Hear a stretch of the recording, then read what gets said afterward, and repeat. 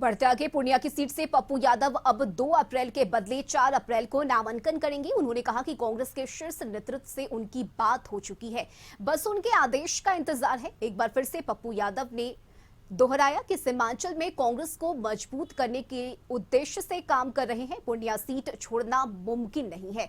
पप्पू यादव ने RJD supremo Lalu Prasad Yadav से appeal करते हुए कहा कि महागठबंधन को मजबूत करने के लिए सीमांचल में उनका साथ दें। पूर्णिया से मेरा रिश्ता कंप्लीट जीवन और मौत का है। पूर्णिया से मेरे रिश्ते को कोई भी अलग नहीं कर सकता। ये बात मैं बार बार दोहराता हूं। मेरे लिए मीटर मधेपुरा, सुपौल या गठबंधन की राजनीति व्यक्तिगत मेरे लिए नहीं है। अलग बात है कि मैं गठबंधन की राजनीति में आज देश फंसी हुई है, खासतौर पर हिंदी पट्टी में सब लोग जाति, धर्म, मजहब के सहारे नैया पार लगा। और पूर्णिया ब्यूरो चीफ प्रफुल्ल झा इस वक्त हमारे साथ लाइव जुड़ गए हैं। प्रफुल्ल, देखिए, पप्पू यादव पूर्णिया की सीट से चुनाव लड़ना चाहते हैं, हालांकि ऐसा हुआ नहीं और यही वजह है कि बार बार पप्पू यादव इस बात की अपील कर रहे हैं कि अगर उन्हें मौका मिलता है तो महागठबंधन और भी ज्यादा मजबूत होगा। प्रफुल्ल,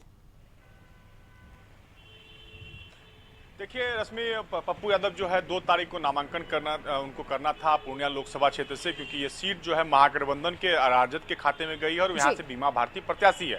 लेकिन आज तड़के 12 के बजे के आसपास पप्पू यादव ने एक प्रेस वार्ता को संबोधित करते हुए कहा है कि 2 तारीख को जो नामांकन होना था उस तारीख को स्थगित करके 4 अप्रैल को किया गया है और जितने भी पूर्णिया लोकसभा से उनके समर्थक हैं या उनके कार्यकर्ता हैं उनको सूचना दी जा रही है कि वो पूरी तरह से तैयार होकर आए और पप्पू यादव यहाँ पूर्णिया लोकसभा से अपना नामांकन दर्ज करके यहाँ पे अपनी उम्मीदवारी का जो रास्ता है वो क्लियर करेंगे। हालांकि उन्होंने जो एक बात कही है कि राजद के जो प्रमुख हैं लालू प्रसाद यादव से आग्रह किया है कि वो एक बार फिर से सोचे पूर्णिया लोकसभा को लेकर कि यहाँ पर जो कांग्रेस को ये सीट दिया जाए और कांग्रेस यहाँ पे बड़ी मजबूती के साथ यहाँ से लड़ेगी। और अगर महागठबंधन की सरकार अगर देश में बननी है राहुल गांधी के नेतृत्व में, तो यहाँ पूर्णिया सीट पर भी महागठबंधन को सोचने की जरूरत है कि किस तरह से कांग्रेस यहाँ से मजबूती से लड़ेगा, क्योंकि यहाँ जो प्रत्याशी दिया गया है वो मजबूत नहीं है, ऐसा पप्पू यादव जी का कहना है। हालांकि पप्पू यादव ने खुले तौर पे कह दिया है कि यहाँ पर से 4 अप्रैल को अगर कांग्रेस को ये सीट नहीं जाता है तो फिर भी वो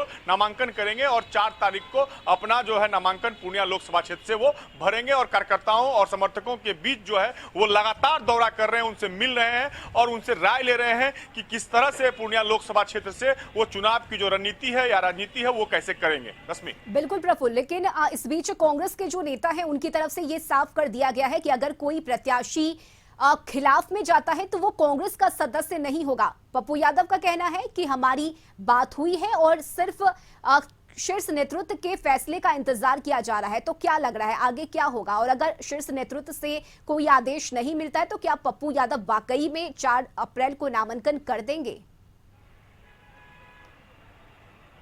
देखिए, एक बात तो क्लियर है कि जिस तरह से महागठबंधन के राजद प्रत्याशी के रूप में बीमा भारती ने यहाँ नामांकन किया है और कांग्रेस हो या सीपीआई-एम हो, उन सभी का एक साझा प्रेस कॉन्फ्रेंस कल बीमा भारती ने कांग्रेस के कार्यालय में यहाँ पे पूर्णिया में किया था।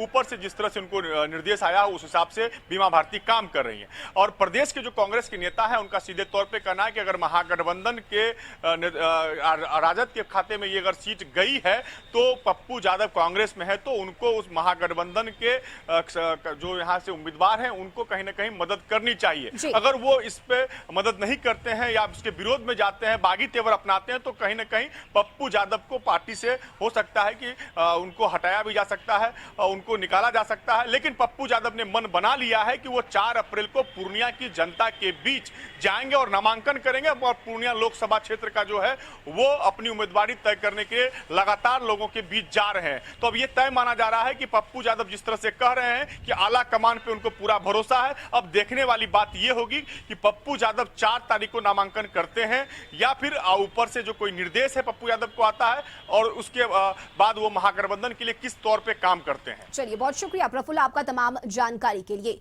तब पप्पू यादव पहले 2 अप्रैल को नामांकन करने वाले थे, लेकिन अब इस तारीख को बढ़ाकर 4 अप्रैल कर दिया गया है। और इस बीच पप्पू यादव ने अपील भी की है कि एक बार फिर से पूर्णिया की सीट को लेकर सोचा जाए। यहां वक्त हो चला है एक छोटे से ब्रेक का, जल्द लौटेंगे।